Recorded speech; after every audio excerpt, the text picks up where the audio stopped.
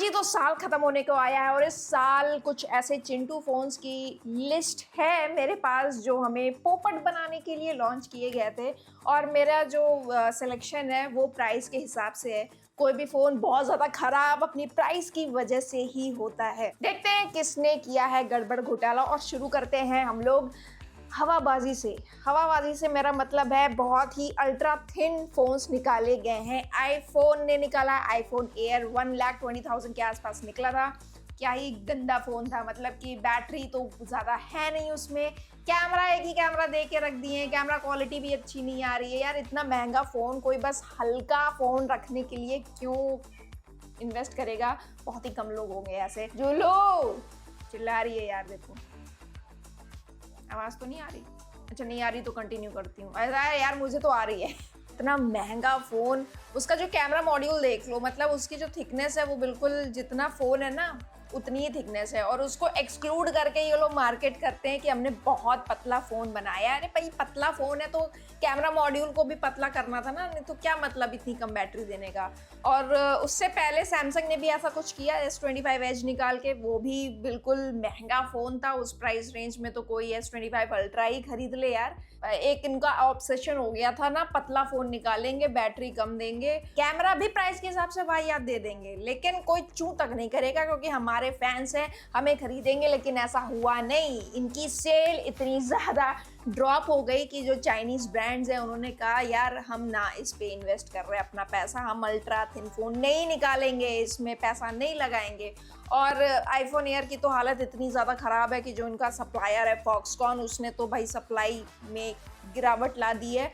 क्या पता बिल्कुल बंद ही कर दियो क्योंकि बिक ही नहीं रहा फ़ोन यार। तो इसका मतलब अल्ट्रा रिच लोग भी बैटरी की कदर करते हैं, कैमरा ठीक ठाक वो भी चाहते हैं। उससे थोड़ी कम रेंज में आ जाते हैं, 80,000 के आसपास में। 80,000 में पिक्सल 10 निकला था, जी हाँ, जिसमें कोई खास अपग्रेड नहीं था, पिक्सल 9 जैसा ही था बिल्कुल। फिर से टेंसल G5 चिप दे के बैठ गए ये लोग। और कैमरा में इन्होंने कुछ अपग्रेड नहीं किया यार, मतलब लो लाइट की परफॉर्मेंस इनकी तब भी बेकार थी, आज भी बेकार है। इनके साथ वाले जितने ब्रांड्स थे सब बहुत आगे निकल गए हैं, सब लोग लो लाइट में अच्छा परफॉर्म कर रहे हैं, ये नहीं कर पा रहे हैं। इनको अभी भी वही चस्का लगा हुआ है कि हम पिक्सल हैं। लेकिन इस बार इन्होंने अपनी एडवर्टीजमेंट में काफ़ी इंप्रूवमेंट लाई है। अगर इनका थोड़ा सा भी मार्केट शेयर बढ़ा तो आई वुड एक्सपेक्ट कि प्लीज़ अपग्रेड करो यार। मतलब पहले तो शिकायतें रहती थी नेटवर्क इशू की, इन्होंने वो चीज़ थोड़ी फिक्स की है। लेकिन 80,000 में ये फ़ोन किसी भी एंगल से रिकमेंड करने लायक ही नहीं है यार। इतने तगड़े तगड़े फ़ोन है मार्केट में, ऊपर से बोल दो किसी को यार पिक्सल 10 खरीद लो, वो फ़ैन ही होगा पिक्सल का, पुराने पिक्सल्स का, तभी कोई खरीदेगा, अदरवाइज नया फैन तो नहीं बन रहे इनके। और 80,000 की बात चली रही है तो नथिंग हमारा पीछे कैसा रहता भाई। इन्होंने बिल्कुल क्रिएटर्स को ले मारा, चलो लंदन चलेंगे, वहाँ पे लॉन्च करेंगे। लॉन्च हो गया वहाँ पे फ़ोन, नथिंग फ़ोन 3 80,000 में।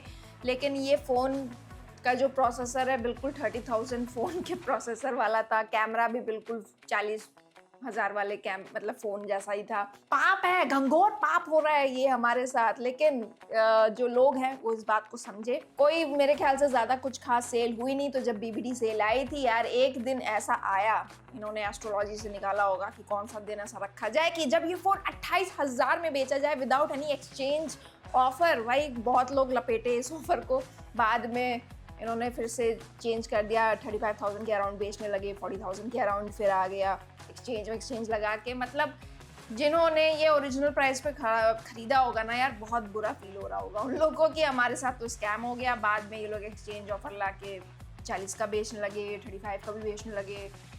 ओफो, बहुत ही मेस्ड अप लाइनअप थी। 2 साल बाद नथिंग फ़ोन 3 को लॉन्च किया गया था। नथिंग फ़ोन 2 के बाद पूरे साल ये लोग बोलते रहे कि हम लोग एक प्रीमियम फ़ोन निकालेंगे, लेकिन एक प्रीमियम फ़ोन बिना एक प्रीमियम चिपसेट और कैमरा वगैरह के नहीं हो सकता यार। अगर आपको सॉफ्टवेयर एक्सपीरियंस नथिंग वाला चाहिए तो आप नथिंग फ़ोन 3 में ले सकते हो, 3A प्रो या 3A ले लो यार। लेकिन उसके लिए 80,000, ऊपर से डिज़ाइन मेरे हिसाब से तो मुझे नहीं पसंद है। आपका अलग टेस्ट हो सकता है डिज़ाइंस में। और साल खत्म होते होते इन्होंने नथिंग फ़ोन 3A लाइट भी निकाल दिया है, जो कि बिल्कुल उसी प्राइस में आ रहा है जिसमें CMF फ़ोन 2 Pro आ रहा है, जो इनका बजट सेगमेंट वाला सब ब्रांड है।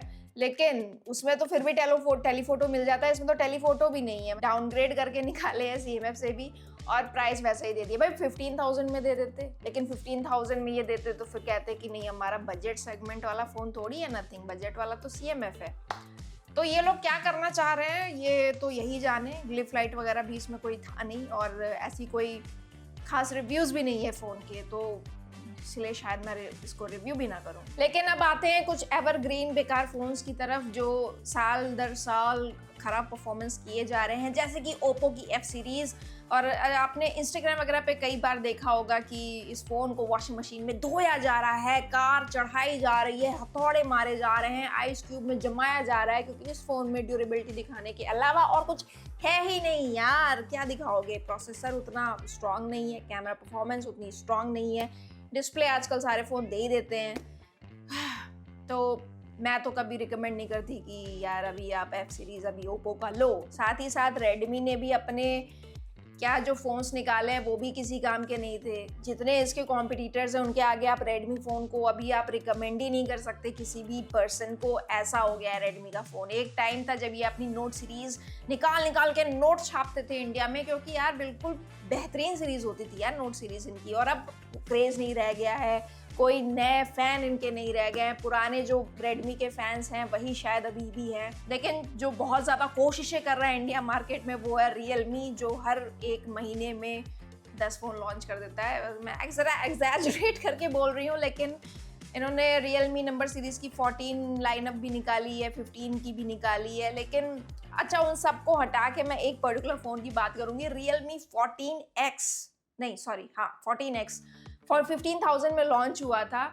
लेकिन अगर आप इस पे पेज पे जाओगे तो आपको लगेगा सब चीज़ तो मेंशन है, ठीक है, डिज़ाइन वगैरह सब सही है, फ़ोन धांसू है। एक चीज़ बात कुछ और थी, बताई कुछ और गई, वो ये कि डिस्प्ले का मेंशन ही नहीं है। रेजोल्यूशन बहुत ही कोने में छुपा के लिखा गया है स्पेक्स में, वो इसलिए क्योंकि ये 720p रेजोल्यूशन वाली डिस्प्ले दे रहा है। 15,000 में महापाप कर रहे हैं ये लोग। मतलब 10,000 वाले फ़ोन आपको 1080p रेजोल्यूशन दे देते हैं, लेकिन इन्होंने क्या सोचा कि 15,000 में बेचेंगे 720p रेजोल्यूशन वाला फ़ोन।